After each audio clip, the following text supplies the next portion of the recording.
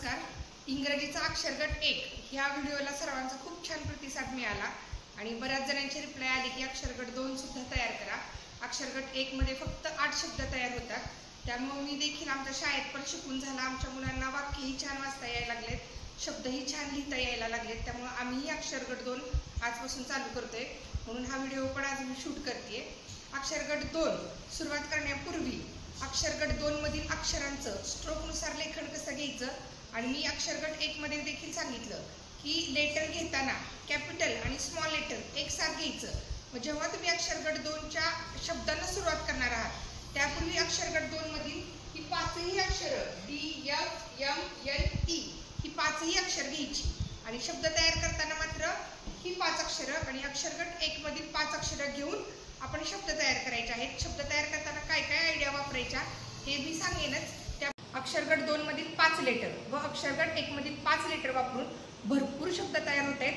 त्यामुळे व्हिडिओ जर खूप मोठा होत असेल तर मी अक्षरगट 2चा व्हिडिओ 2 टप्प्यामध्ये अपलोड करेन आणि त्यापूर्वी काय करूयात आपण हे लेटर अक्षरगट 2 मधील लेटर स्ट्रोकनुसार कसे लिहायचे, त्याचे मराठी उच्चार काय आहेत ते पाहूयात आणि त्यानंतरच शब्दांना सुरुवात करूयात. तुम्ही देखील या पद्धतीने टप्प्याटप्प्याने जायचं आहे. अक्षरगट 1 मध्ये फक्त 8 शब्द होते जे की आपण इथं रिपीट करणार आहोत. कशासाठी? का तर त्याचा देखील पुन्हा एकदा सराव व्हावा आणि रायमिंग वर्डनुसार जिथं जिथं तो शब्द बसेल व्यवस्थित तिथं आपण ठेवणार आहोत. अक्षरगट 2चे शब्द आपले 2री, 3री, 4थीचे विद्यार्थी स्वतः तयार करू शकतात. कसे करतील हे देखील मी तुम्हाला सांगेन. त्यापूर्वी आपण काय करूया, हे लेटर त्याचं कॅपिटल लेटर, स्मॉल लेटर जे की मी अक्षरगट 1 मध्ये सुद्धा सांगितलं की कॅपिटल लेटर शिकवताना स्मॉल लेटरही शिकवायचं म्हणजे मुलांचं कन्फ्युजन होत नाही आणि त्याचे उच्चार देखील शिकवायचे. आता त्याचे उच्चार का शिकवायचे हे मी आवर्जून तुम्हाला शब्द तयार करताना सांगेन. त्यापूर्वी आपण अक्षरगटाचे लेटर स्ट्रोकनुसार कसे लिहायचे हे पाहूया. ते पहिलं लेटर आहे डी. डीचा हा पहिला स्ट्रोक, हा दुसरा स्ट्रोक, हे झालं कॅपिटल डी आणि स्मॉल डीचा हा पहिला स्ट्रोक आणि हा दुसरा स्ट्रोक, हे झालं स्मॉल डी. आता मी अक्षरगट 1 मध्येही सांगितलं आणि 2 मध्येही पुन्हा एकदा सांगितलं की डी म्हणजे कोणतंही लेटर, प्रत्येक लेटरची ओळख त्यातल्या त्यात इंग्रजीची तर आवर्जून शब्दचक्रातून द्यायची. शब्दचक्रातून ओळख करून दिल्याचे 2 फायदे होतात. अक्षर मुलांच्या लक्षात राहतं आणि त्या अक्षरांचे उच्चार काय आहेत ते देखील लक्षात राहतात. आता मी डीचं शब्दचक्र दाखवते, पहिलीच्या पुस्तकामध्ये आहे बघा. जर तुमच्याकडे इतर शब्द अवेलेबल असतील तर ठीक आहे, जर शब्द अवेलेबल नसतील तर तुम्ही पहिलीचं पुस्तक रेफर करू शकता. मग डीचे शब्द काय येत आहेत? डी डॉक्टर, डी डस्टर, पहिलीच्या पुस्तकात दिलेलं आहे डी डॉग आणि डी डक. आता शब्दचक्रातूनच ओळख का करून दिली? डी हे लेटर मुलांच्या लक्षात राहिलं आणि आता डी या इंग्रजी अक्षरासाठी मराठी अक्षर कोणतं तर डी डॉक्टर ड, डी डस्टर ड, डी डॉग ड आणि डी डक ड. आणि दुसरी पासूनच्या सर्व मुलांना मराठी अक्षर ही इयत्ता पहिलीमध्येच ओळख झाली आहे. मग मुलांना सांगायचं मग ह्या डी या लेटरसाठी कोणतं अक्षर आलं? मुलं लिहितात ड, आरामात लिहितात. आणि जर पहिलीपासून सुरुवात करते तर तुम्ही सांगा की ह्या डी या लेटरला मराठी अक्षर आहे ड किंवा उच्चार आहे ड.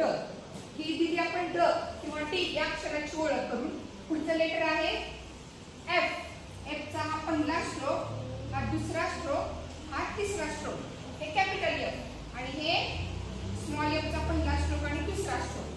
त्याचं आता ह्याची सुद्धा ओळख शब्दचक्रांमधूनच करून द्यायची. हे देखील पहिलीच्या पुस्तकामध्ये आहे. काही शब्द आहेत F frock, F fridge, F frock असे शब्द आहेत. आता त्याचे बघा एफ फ्रॉक, एफ फ्रॉक फ, एफ फ्रिज फ, एफ फ्रॉक फ. मग सर त्या मुलांनाच तुम्ही विचारा की एफ या अक्षराचा उच्चार काय आहे किंवा याचा अक्षर काय? मुलं बरोबर लिहितात फ. एम. एम देखील स्ट्रोकनुसार पहिला स्ट्रोक, दुसरा स्ट्रोक, तिसरा स्ट्रोक आणि चौथा स्ट्रोक. हे स्ट्रोकनुसारच का लिहायचंय का तर हे स्पर्धा परीक्षेला प्रश्न विचारतात बघा. स्ट्रोकनुसार एम लेटर कसं, एन लेटर कसं, हे कॅपिटल एम आणि हे स्मॉल एम. त्याचं देखील शब्दचक्रातून ओळख करून द्यायची आहे. हे एम, एम मँगो. मुलांच्या परिचयाचे अगदीच त्या पुस्तकातले शब्द द्यावेत असं काही नाही. मुलांच्या परिचयाचे सोपे सोपे शब्द दिले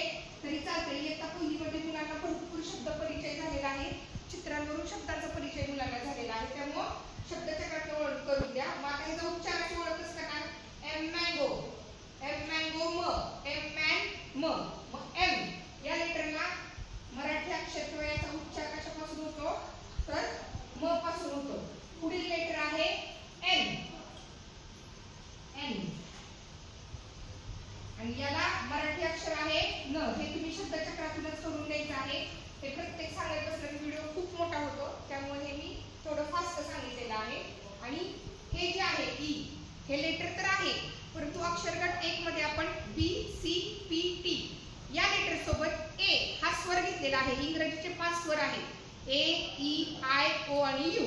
आणि स्वर असल्याशिवाय अर्थपूर्ण शब्द तयार होऊ शकत नाही. त्यामुळे अक्षर गट 1 मध्ये आपण एक स्वर घेतला ए. ह्या अक्षर गटामध्ये डी, एफ, एम, एन सोबत पुढचा स्वर घेतोय ई.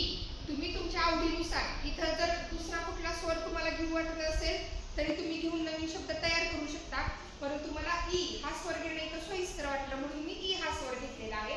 ई या अक्षराचं लेखन देखील पहिला स्ट्रोक, दुसरा स्ट्रोक, तिसरा स्ट्रोक, चौथा स्ट्रोक आणि हा पहिला स्ट्रोक. याचा उच्चार ए किंवा ई या पद्धतीने होतो.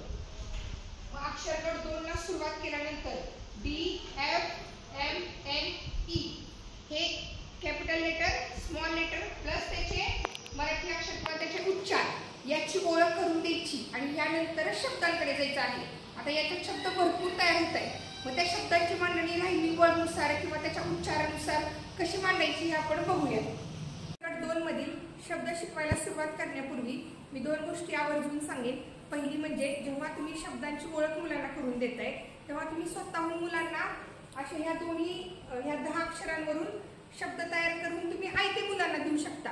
आणि याचा पुढचा जर तुमची मुलं खरंच खूप एक्स्ट्राऑर्डिनरी असतील तर तुम्ही मुलांसमोर हे असे लेटर ठेवा, त्याचे स्मॉल लेटर इथं लिहा आणि त्याचे जे उच्चार आहेत त्या सर्व लेटरचे हे उच्चार त्यांच्यासमोर ठेवा. आणि आपल्याजवळ बाजारामध्ये सहज उपलब्ध होणारी नवनीतची डिक्शनरी मिळते किंवा इतर भरपूर डिक्शनरी मराठी इंग्रजी शब्दांच्या डिक्शनरी आहेत ज्या अवेलेबल आहेत. पण मी सजेस्ट करेल जे की आमच्या भराडे मॅडमने आम्हाला सांगितलेलं. आणि मी जेव्हा खटाव तालुक्यामध्ये 7 वर्ष काम केलं तेव्हा कोरोना लॉकडाऊनमध्ये मॅडमनी सर्व शाळांमध्ये बालभारतीच्या हे बघा ह्या डिक्शनऱ्या शाळेतील प्रत्येक शाळेमध्ये आणि शाळेतील प्रत्येक विद्यार्थ्यासाठी ह्या डिक्शनऱ्या मॅडमनी स्वतः ह्या मागवलेल्या होत्या.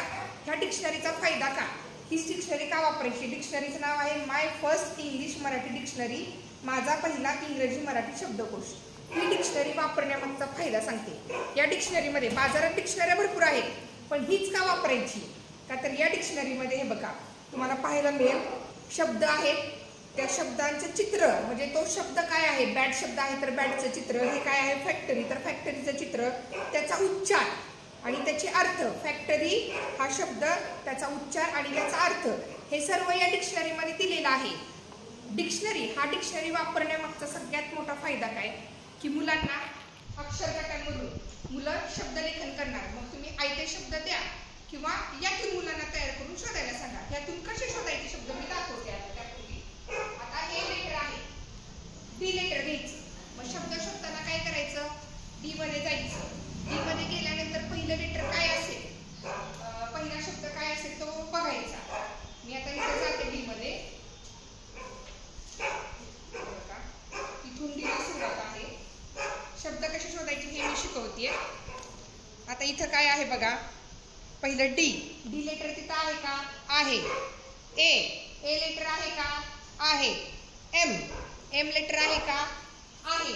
आणि ई लेटर आहे का, आहे. मग हा शब्द तयार होतोय का? आता मुलं नवीन आहे, दुसरीपासून मुलं नवीन आहेत आणि त्यांना शब्द लेखन शब्द वाचन आपण स्वतः शिकवत आहोत. त्यामुळे मुलांना त्याचे अर्थ माहीत असणार आहेत का नसणार आहेत, उच्चार माहीत असणार आहेत का नसणार आहेत. परंतु ह्या जर डिक्शनरीचा वापर केला मुलांनी तर शब्द देखील मुलं स्वतः तयार करणार आहेत आणि त्याचे उच्चार देखील दुसरीपासून सर्व मुलं, दुसरी तिसरी चौथी पाचवीची सर्व मुलं इयत्ता पहिलीमध्येच लिहायला आणि वाचायला छान शिकलेली असतात. त्यामुळे ह्या डिक्शनरीमधून शब्द शोधून त्याचे उच्चार आणि त्याचे अर्थ मुलं आरामात वाचू शकतात. मग पहिला शब्द काय आहे, डॅब. मग त्याचा अर्थ देखील इथं दिलेला आहे. मग तो शब्द तयार होतोय का, तर होतोय. अशा पद्धतीनं तुम्ही मुलांना शब्द शोधायला सांगू शकता किंवा आता जे मी तुम्हाला आयते शब्द देणार आहे ते शब्द देऊन त्यानंतर अगदीच तुम्हाला वाटत असेल की मुलांच्या नाही लक्षात येत, त्यांना नाही लगेच जमणार, तर तुम्ही आयते शब्द द्या मुलांना. आणि शब्द सुद्धा मी सांगितले त्या पद्धतीनंच ज्या अक्षरांपासून शब्दाची सुरुवात होती, ए पासून जर सुरुवात झाली तर डिक्शनरीमध्ये ए या लाईनमध्ये जायला सांगायचं आणि तिथून शब्द मुलांना शोधायला सांगायचे. बी पासून शब्दांची सुरुवात असेल तर बी या अक्षरांमध्ये इथं जायला सांगायचं आणि तिथून त्या शब्दांचे अर्थ शोधायला लावायचे.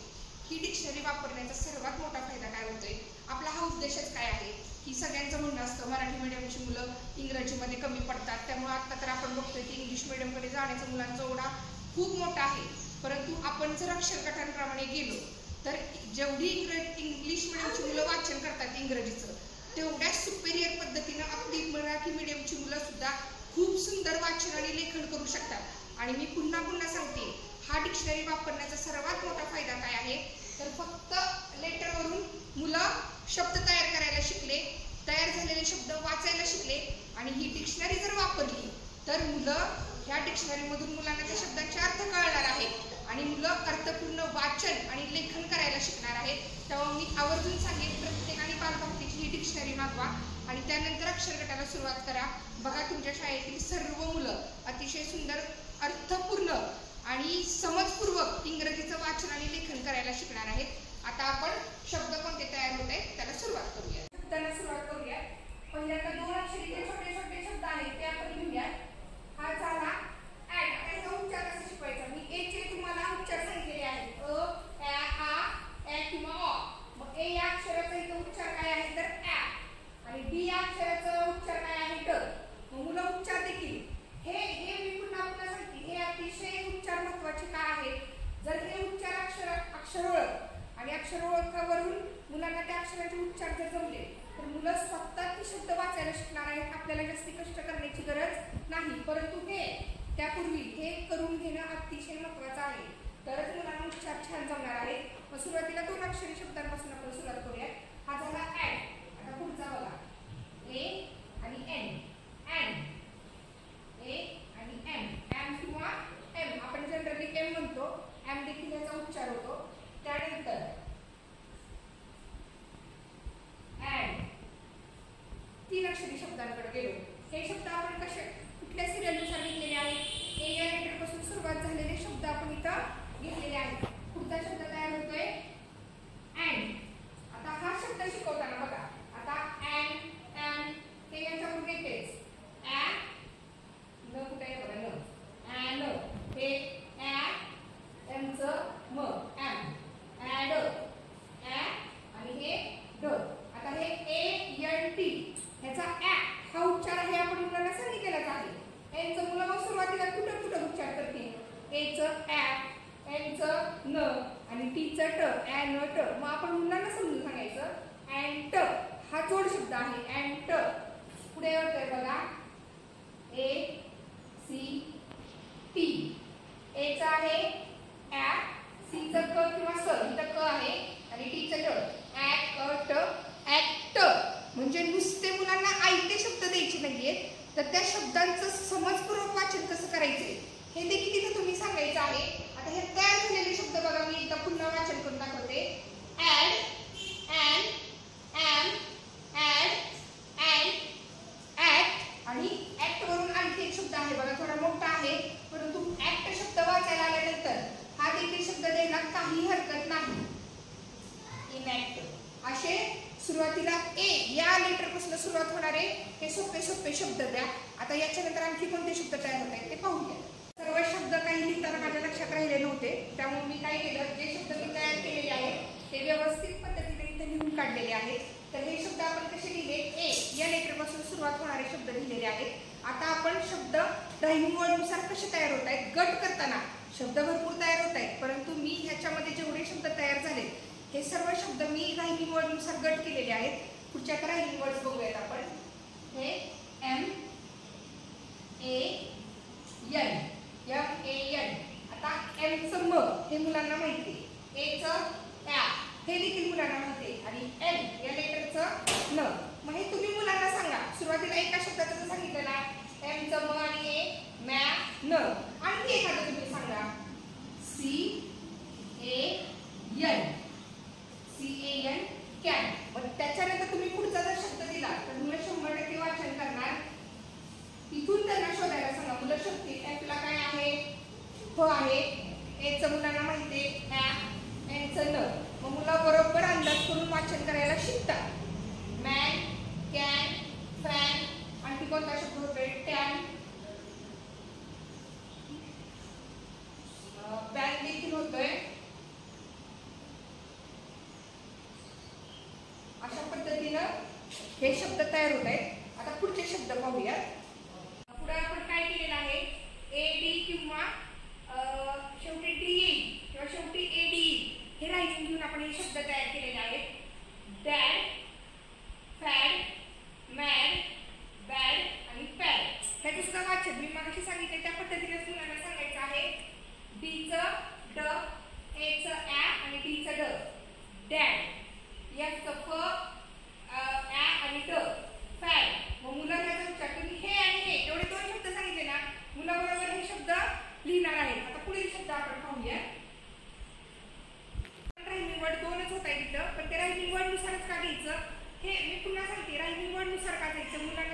वाचायला आणि लिहायला प्लस लक्षात राहायला सोपे जातात। आणि तुम्ही काय करा माहिती का, आता याच्यामध्ये शब्द भरपूर तयार होत आहेत, मी देखील असंच करणार आहे। मी मुलांना एकदम शब्द शूटिंग करायचं म्हणून मी सगळे शब्द देते, परंतु मी काय करणार आहे, आधी इथपासून इथपर्यंत या एका शब्दाचा गट करणार।